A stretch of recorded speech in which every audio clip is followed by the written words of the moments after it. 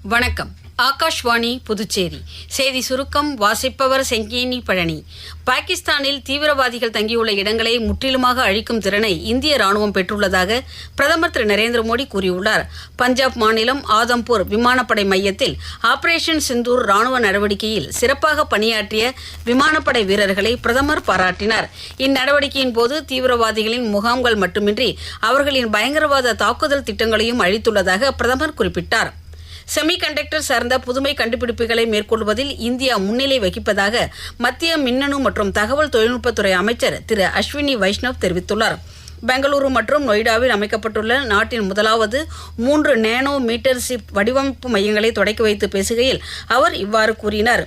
இந்தியாவில் செமிகண்டக்டர் உற்பத்திக்கான சூழலை மேம்படுத்த மத்திய அரசு பல்வேறு ஊக்குவிப்பு திட்டங்களை செயல்படுத்தி வருவதாகவும் அவர் மேலும் தெரிவித்தார்.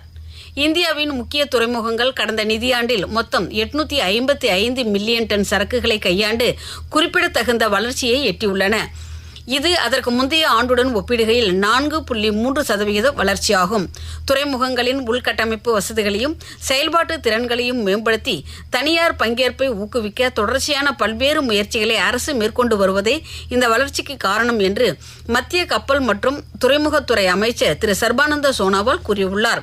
புதுச்சேரியில் சிபிஎஸ்இ 12ஆம் வகுப்பு பொதுத் தேர்வு முடிவில் புதுச்சேரியின் 4 பிராந்தியங்களிலும் ஒட்டுமொத்தமாக 90.39% தேர்ச்சி பெற்றுள்ளதாகவும் சிபிஎஸ்இ பாடத்திட்டத்தால் தேர்ச்சி விகிதம் பாதிக்கப்படவில்லை என்றும் முதலமைச்சர் திரு ரங்கசாமி தெரிவித்துள்ளார்.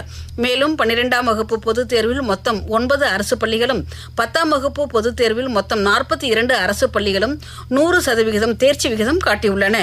இத்துடன் இந்த செய்தி சுருக்கம் நிறைவு பெறுகிறது.